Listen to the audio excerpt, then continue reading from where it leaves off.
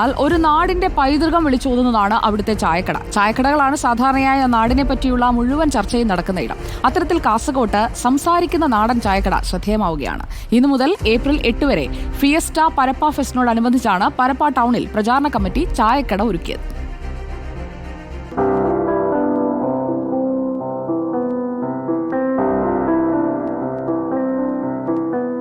മലയാളിക്ക് ഒഴിച്ചുകൂടാനാകാത്ത ഒന്നാണ് ചായ. ഉണർന്നു കഴിഞ്ഞൊന്ന് ഉഷാറാകാൻ ചായ നിർബന്ധമുള്ളവരുണ്ട്. എന്ത് കിട്ടിയില്ലെങ്കിലും സാരമില്ല, ചായ കിട്ടിയാൽ മതിയെന്ന് പറയുന്നവരാണ് ഏറെയും. അത്തരത്തിൽ ആളുകളെ ആകർഷിക്കാനായാണ് ചായക്കടയിൽ ഒരു സംഘം പ്രചരണം തുടങ്ങിയത്.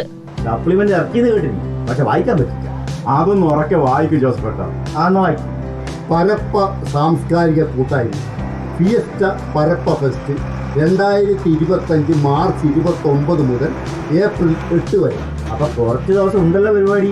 കാര്യങ്ങളൊക്കെ ചായ കുടിക്കാനെത്തിയവർ തന്നെ വിശദമാക്കിയല്ലോ.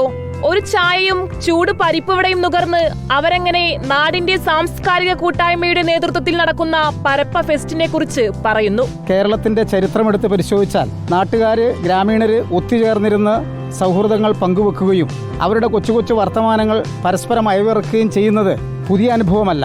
ആ നിലക്കാണ് ഇവിടെ അവതരിപ്പിക്കുന്ന കഥാപാത്രങ്ങൾ ഭാസ്കരനും രാജനും ഒക്കെ തന്നെ പങ്കുവെക്കുന്ന കാര്യങ്ങൾ. നാട്ടിലെ തന്നെയുള്ള കലാകാരന്മാരുടെ പരിപാടികളാണ് ഫെസ്റ്റിലേറെയും. അതിലൂടെ പ്രാദേശിക കലാകാരന്മാരുടെ പ്രോത്സാഹനമാണ് ഉദ്ദേശിക്കുന്നത്. നമ്മുടെ പഞ്ചായത്തിനകത്തും നമ്മുടെ ബ്ലോക്ക് പഞ്ചായത്ത് എന്ന് പറയുന്നത് 7 ഗ്രാമപഞ്ചായത്തിൽ ഉൾക്കൊള്ളുന്നതാണ്. ആ 7 ഗ്രാമപഞ്ചായത്തിലുള്ള ആളുകൾ കലാപരമായിട്ട് മുന്നിൽ നിൽക്കുന്ന ആളുകളെ ഉൾക്കൊള്ളിച്ചുകൊണ്ടാണ് ഈ പരിപാടി നടത്തുന്നത്. അതിനപ്പുറം പുറത്തുള്ള ടീമിനപ്പുറത്ത് നമുക്ക് കാണുന്നത് നമ്മുടെ പ്രാദേശികമായിട്ടുള്ള ടീമാണ്. ഫെസ്റ്റിനോടനുബന്ധിച്ച് ഒരു ചെങ്കോട്ടയും നിർമ്മിച്ചിട്ടുണ്ട്.